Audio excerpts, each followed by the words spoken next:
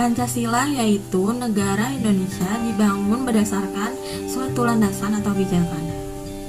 Pancasila dalam fungsinya sebagai dasar negara merupakan sumber kaidah hukum yang mengatur negara Republik Indonesia, termasuk di dalamnya seluruh unsur-unsurnya, yakni pemerintahan, wilayah, dan rakyat. Oleh karena itu, sudah seharusnya semua peraturan perundang-undangan di negara Republik Indonesia bersumber pada Pancasila. Pancasila adalah 5 nilai dasar luhur yang ada dan berkembang bersama dengan bangsa Indonesia sejak dahulu. Sejarah Pancasila bangsa Indonesia diantaranya yaitu yang pertama era prakemerdekaan, yang kedua era kemerdekaan, yang ketiga era Orde Lama, yang keempat era Orde Baru, yang kelima era Reformasi. Selanjutnya yaitu era prakemerdekaan. Di era ini terdapat sidang pertama BPUPKI yang dilaksanakan pada tanggal 29 Mei sampai 1 Juni 1945. Pada tanggal 29 Mei 1945, Muhammad Yamin mengusulkan calon rumusan dasar negara Indonesia, yaitu 1. Peri kebangsaan, 2. Peri kemanusiaan, 3. Peri ketuhanan, 4. Peri kerakyatan, dan 5. Peri kesejahteraan rakyat. Kemudian Muhammad Yamin juga menyampaikan rumusan dasar negara yang diajukan secara tertulis, yaitu 1. Ketuhanan yang Maha Esa, 2. Kebangsaan Persatuan Indonesia, 3. Rasa kemanusiaan yang adil dan beradab, 4. Kerakyatan yang dipimpin oleh hikmat kebijaksanaan dalam permusyawaratan perwakilan, 5. Keadilan sosial bagi seluruh rakyat Indonesia. Tidak hanya Muhammad Yamin, pada tanggal 30 Mei 1945, Profesor Dr. Supomo mengemukakan teori-teori negara, yaitu teori negara perseorangan atau individualis, paham negara kelas, dan paham negara integralistik. Ia juga memberikan 5 rumusan untuk dijadikan sebagai dasar negara, yaitu 1. Persatuan, 2. Kekeluargaan, 3. Keseimbangan lahir dan batin, 4. Musyawarah, dan 5. Keadilan rakyat. Kemudian pada tanggal 1 Juni 1945, Insinyur Soekarno mengusulkan 5 dasar negara, yaitu 1. Nasionalisme atau kebangsaan Indonesia, 2. Internasionalisme atau peri kemanusiaan, 3. Mufakat atau demokrasi, 4. Kesejahteraan sosial, dan 5. Ketuhanan yang Maha Esa.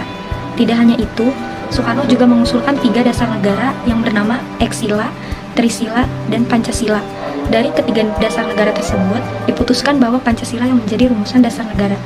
Selanjutnya yaitu era kemerdekaan. Pada tanggal 6 Agustus 1945, kota Hiroshima yang berada di Jepang dibom oleh Amerika Serikat. Sehari kemudian, BPUPKI mengganti nama menjadi PPKI yang bertujuan untuk menegaskan keinginan dan tujuan mencapai kemerdekaan Indonesia.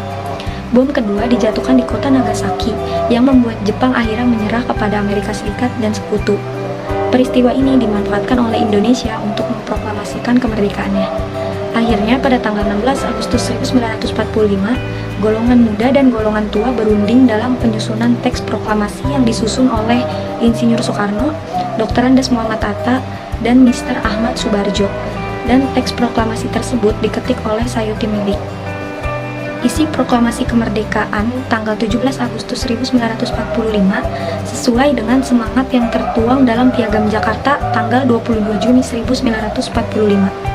Piagam Jakarta ini kemudian disahkan oleh sidang PPKI pada tanggal 18 Agustus 1945 menjadi pembentukan Undang-Undang Dasar 1945. Kemudian pada tahun 1950-an muncul inisiatif dari sejumlah tokoh yang hendak melakukan interpretasi ulang terhadap Pancasila.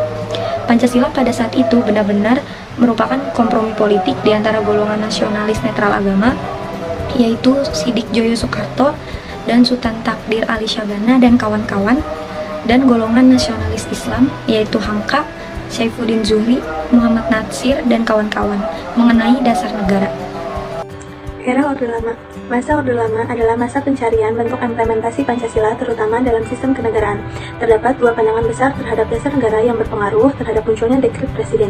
Pandangan tersebut yaitu mereka yang memenuhi anjuran presiden atau pemerintah untuk kembali ke Undang-Undang Dasar 1945 dengan Pancasila sebagaimana dirumuskan dalam Piagam Jakarta sebagai dasar negara. Sedangkan pihak lainnya menyetujui kembali ke Undang-Undang Dasar 1945 tanpa cadangan.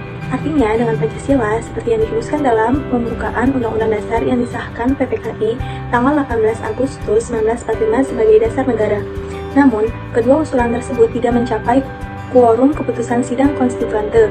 Akhirnya, Presiden Soekarno merumuskan dekret Presiden pada tanggal 4 Juli 1959 dan diumumkan secara resmi pada tanggal 5 Juli 1959.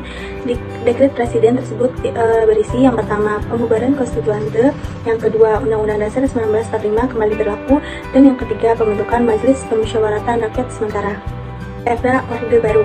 Setelah jatuhnya Insinyur Soekarno sebagai presiden, selanjutnya Jenderal Soeharto yang memegang kendali. Dengan berpindahnya kursi kepresidenan tersebut, arah pemahaman tentang Pancasila pun mulai diperbaiki. Pancasila dijadikan sebagai political force di samping sebagai kekuatan ritual. Begitu kuatnya Pancasila digunakan sebagai dasar negara. Maka pada 1 Juni 1968, Presiden Soeharto mengatakan bahwa Pancasila sebagai pegangan hidup bangsa akan membuat bangsa Indonesia tidak loyo. Bahkan jika ada pihak tertentu yang mau mengganti, merubah, dan menyimpang dari Pancasila pasti digagalkan.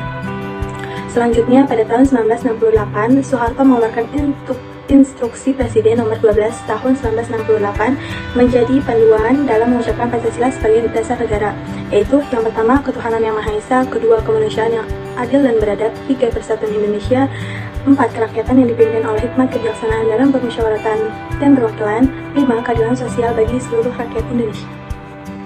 Era Reformasi. Pancasila yang seharusnya sebagai nilai dasar moral etik bagi negara dan aparat pelaksana negara, dalam kenyataannya digunakan sebagai alat legitimasi politik.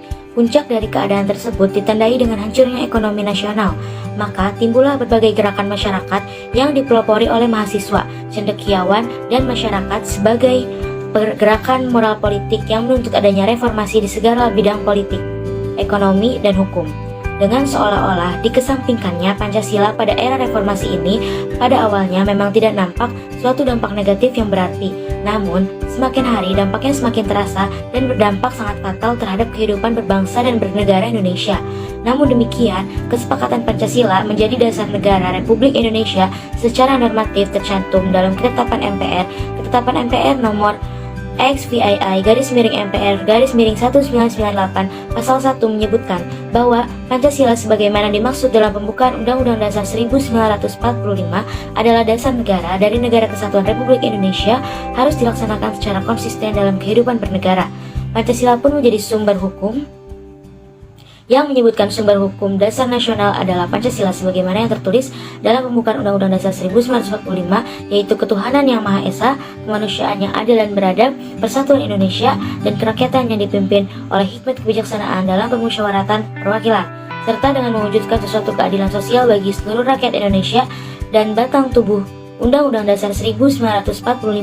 Selain TAP MPR dan berbagai aktivitas untuk mensosialisasikan kembali Pancasila dalam kehidupan masyarakat, berbangsa dan bernegara, secara tegas Undang-Undang Republik Indonesia Nomor 12 Tahun 2011 tentang pembentukan peraturan perundang-undangan menyebutkan dalam penjelasan pasal 2 bahwa penempatan Pancasila sebagai sumber dari segala sumber hukum negara adalah sesuai dengan pembukaan Undang-Undang Dasar Negara Republik Indonesia tahun 1945 alinea keempat. Penutup atau kesimpulannya, dengan menjadikan Pancasila sebagai landasan dan pandangan hidup, diharapkan tujuan pendidikan Pancasila akan dapat terwujud. Masyarakat Indonesia tidak hanya mengetahui makna Pancasila, tetapi mereka juga diharuskan memahami dan menjalankannya dengan sebaik mungkin.